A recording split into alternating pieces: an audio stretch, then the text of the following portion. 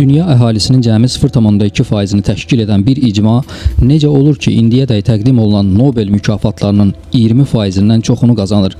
Niyə əsrlər boyu sürgünlərə, təqiblərə və məhdudiyyətlərə məruz qalan bu insanlar zənginliyin, elmin, texnologiyanın və fəlsəfənin ən yüksək zirvələrində öz adlarını yazdıra bildilər? Onların bu misilsiz uğurlarının sirri mistik bir gücdə, yoxsa min illər boyu formalaşan dini, mədəni və sosial psixoloji bünövrədə gizlənir? Bu videoda yəhudilərin ticarətdə, elmdə və texnologiyada daim aparıcı mövqelər tutmasının əsl səbəblərini araşdıracaq, stereotipləri bir kənara qoyaraq bu fenomenin sosial, tarixi və fəlsəfi köklərinə enəcəyik. Yəhudi intellektual sıçrayışını anlamaq üçün ilk növbədə onların dinə və mətnə olan unikal münasibətini təhlil etmək lazımdır. Bir çox ənənəvi dinlərdə müqəddəs yazılar dəyişməz doqma, sorğulanmaz həqiqət və kör-körənə itaət obyekti kimi qəbul edildiyi halda, yəhudilikdə mətn tamamilə fərqli bir funksiya daşıyır. Yəhudilik sadəcə cavablar dini deyil, hər şeydən əvvəl suallar və canlı müzakirə mədəniyyətidir. Eramızın 70-ci ilində ikinci məbədin Romalılar tərəfindən dağıdılmasından sonra Yəhudi dünyasında köklü bir transformasiya baş verdi. Qurban kəsmə ritualına və kahinlər iyerarxiyasına əsaslanan sistem yox oldu. Onun yerini kitab, mütaliə və şərh aləminə söykənən yeni bir model tutdu. Dinin mərkəzinə məbəd deyil, mətn yerləşdi. Lakin bu mətn Tövrat və onun şərhləri olan Talmud idi və Talmud sadəcə oxunub əzbərlənəcək bir qanunnamə deyil, ucları açıq qalan, bitməyən bir intellektual debat meydanı idi. Talmudun öz strukturu belə Yəhudi təfəkkürünün analitik xarakterini nümayiş etdirir. Talmud səhifələrinə baxdıqda mərkəzdə əsas mətnin, onun ətrafında isə əsrlər boyu yaşamış müxtəlif ravvinlərin bir-biri ilə ziddiyyət təşkil edən görüşlərinin, şərhlərinin və haşiyələrinin yer aldığını görərsiniz.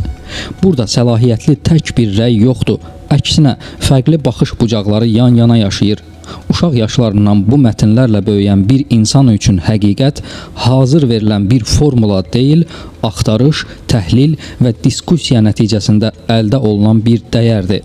Bu mədəniyyətin mərkəzində duran ən mühüm təhsil müəssisələrindən biri Havruta adlanan öyrənmə metodudur. Havruta iki tələbənin müqəddəs mətni qarşılıqlı şəkildə oxuması, təhlil etməsi və bir-birinin arqumentlərinə qarşı tənqidi əks arqumentlər irəli sürməsidir. Bu metodda sakit oturub müəllimə qulaq asmaq passivlik və zəiflik sayılır. Yaxşı tələbə müəllimə və ya partnyoruna ən çətin, ən narahat sualları verən, məntiqi boşluqları tapan kəsdir.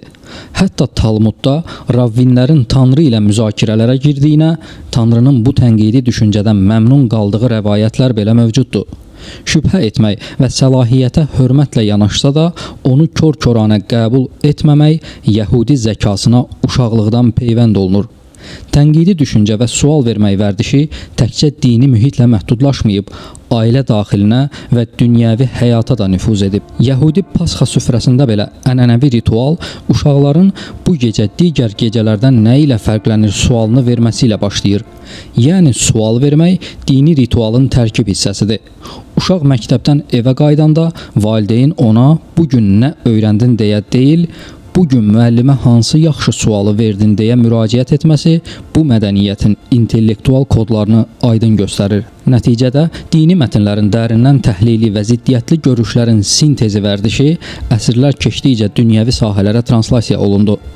Yəhudi əsilli alim Albert Einstein'in fizikada Newton mexanikasını sorğulaması, Sigmund Freud'in insan psixologiyasında qəbul olunmuş normativləri şübhə altına alması və ya digər Yəhudi mütəfəkkir Karl Marx'ın sosial-iqtisadi sistemləri təhlil etməsi, bunların hamısının kökü məhz bu talmudik sorğulama və tənqidi təfəkkür ənənəsindən götürülür. Uşaqlıqdan mətni sökməyi, yenidən yığmağı, məntiqi ziddiyyətləri tapmağı öyrənən zəka, modern dövrdə elmi kəşflər etməyə, texnoloji innovasiyalar yaratmağa və fəlsəfi nəzəriyyələr qurmağa tam hazır vəziyyətə gəlirdi.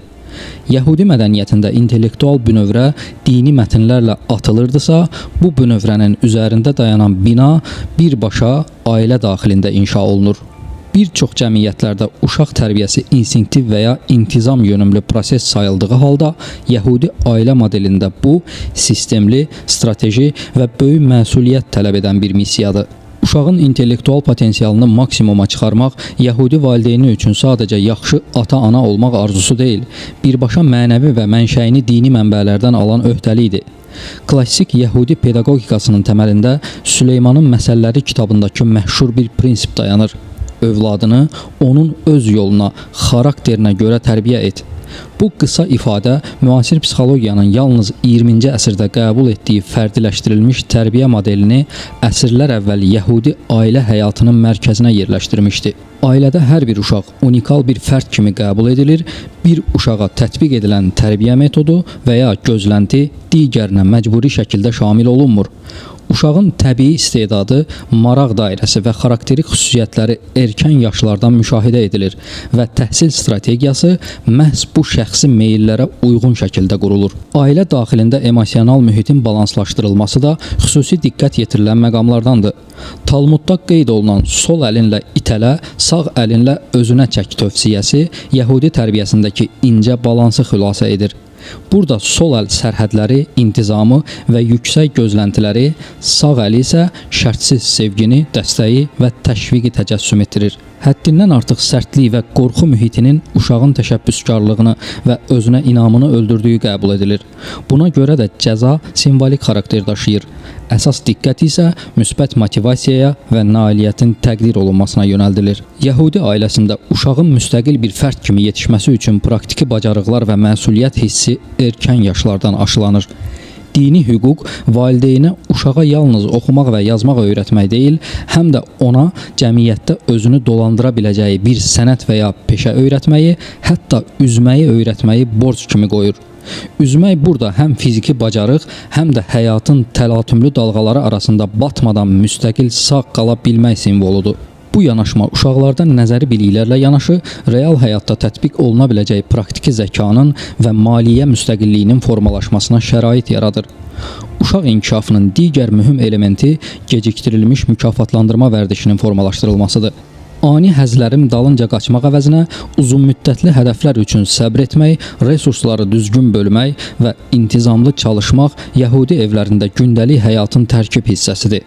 Kitab oxumaq, musiqi alətində çalmağı öyrənmək və ya mürəkkəb riyazi məsələləri həll etmək kimi uzun müddətli diqqət tələb edən fəaliyyətlər kiçik yaşlardan həvəsləndirilir.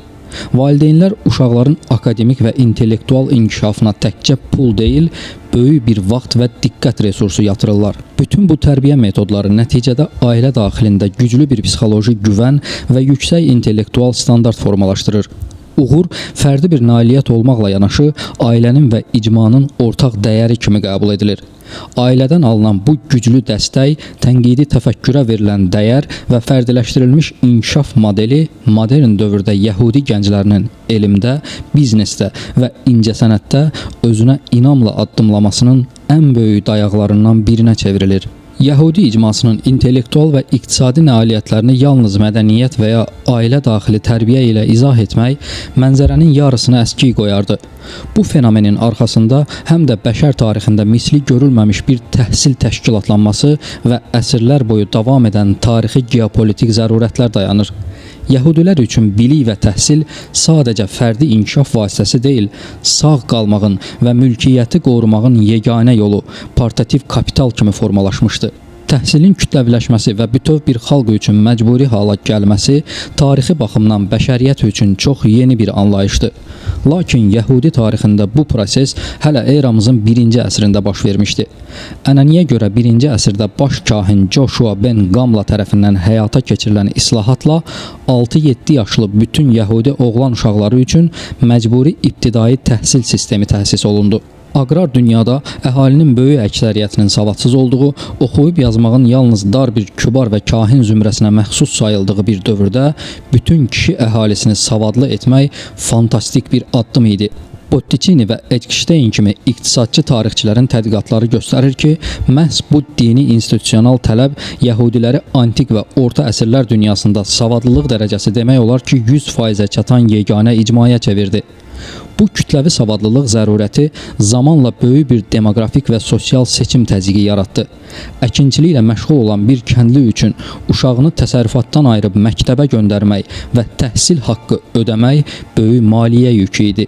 Nəticədə təhsilə investisiya qoymağa imkanı və ya iradəsi çatmayan ailələr zamanla digər xalqların tərkibində əriyib assimilyasiya olundular. Yəhudi kimliyini qoruyub saxlayanlar isə yüksək savadlılıq, rəqəm bilmək və mətn təhlili vərdişlərinə yiyələnmiş insanlardan ibarət qaldı. Orta əsrlər Avropasında baş verən tarixi hadisələr bu savadlılıq bünövrəsini iqtisadi və peşəkar üstünlüyə çevirdi. Xristian feodal sistemində yəhudilərə torpaq sahibi olmaq, gildiyalara daxil olmaq və bir çox ənənəvi peşələrlə məşğul olmaq qadağan edilmişdi. Eyni zamanda təqiblər, qovulmalar və sürgünlər yəhudi həyatını daimi reallığına çevrilmişdi. Bu qeyri-müəyyənlik mühitində torpaq, daşınmaz əmlak və ya fiziki sərvət hər an əldən alına biləcək etibarsız resurslar idi. Məhz bu nöqtədə yəhudi təfəkküründə portativ kapital, yəni daşınan sərvət konsepsiyası tam formalaşdı. Portativ kapital heç bir hökmdarın müsadirə edə bilməyəcəyi, sürgün zamanı sərhəddən keçirilməsi üçün çamadana ehtiyac olmayan yeganə mülkiyyət idi. Yəni insan zəkası, bilik, peşə bacarığı və ticarət şəbəkələri. Yəhudilər məcburi şəkildə kənd təsərrüfatından uzaqlaşaraq savad, hesablama, hüquq biliyi və diaspor əlaqələri tələb edən sahələrə yönəldilər. Ticarət və beynəlxalq müqavilə hüququ, maliyyə, bankçılıq və pul krediti, tibb, əczaçılıq və hüquq konsultasiyaları. 18-19-cu əsrlərdə Avropada emansipasiya, yəni yəhudilərə mülki hüquqların verilməsi və cəmiyyətə inteqrasiya dövrü başladıqda artıq əllərində hazır portativ kapital olan bir toplum müasir dünyaya qədəm qoydu. Sənaye inqilabı və modern dövr artıq fiziki güc deyil, analitik zəka, maliyyə savadlılığı və hüquqi bilik tələb edirdi.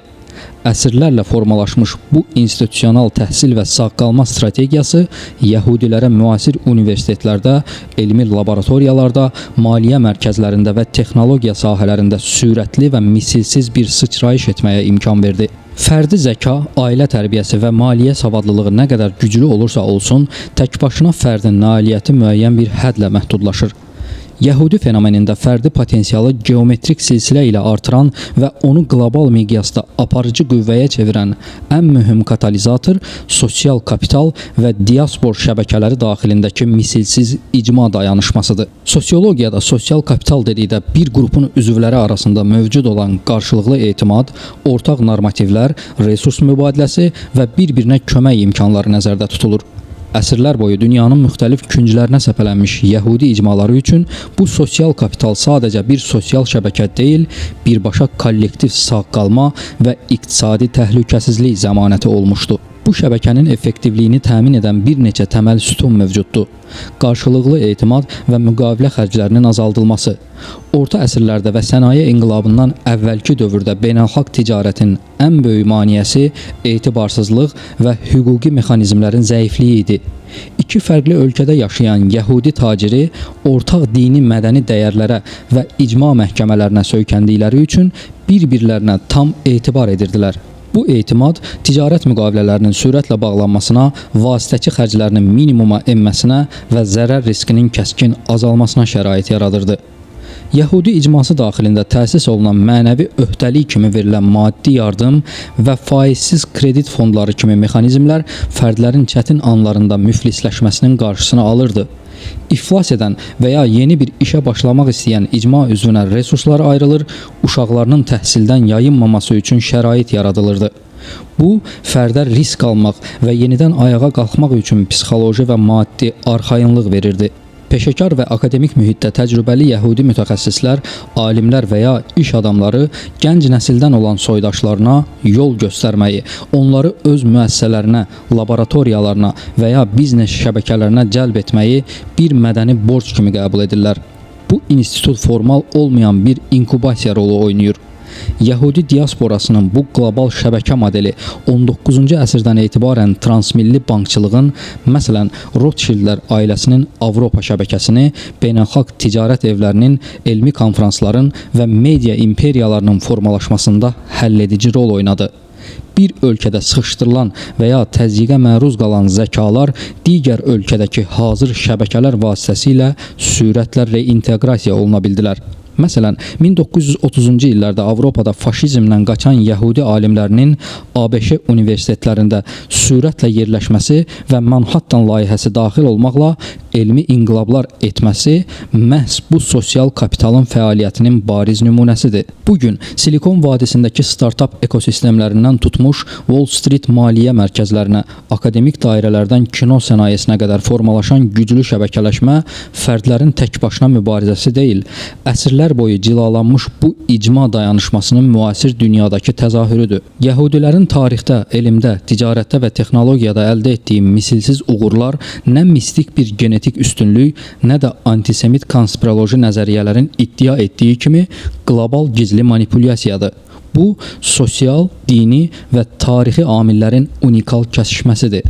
Bütün bu amillər göstərir ki, təhsilə investisiya qoyan, sual verməyi təşviq edən, ailədə intizamla azadlığı balanslaşdıran və icma daxilində etimad mühiti yaradan hər bir cəmiyyət və ya qrup oxşar intellektual və iqtisadi yüksəlişi təkrarlamaq imkanına malikdir.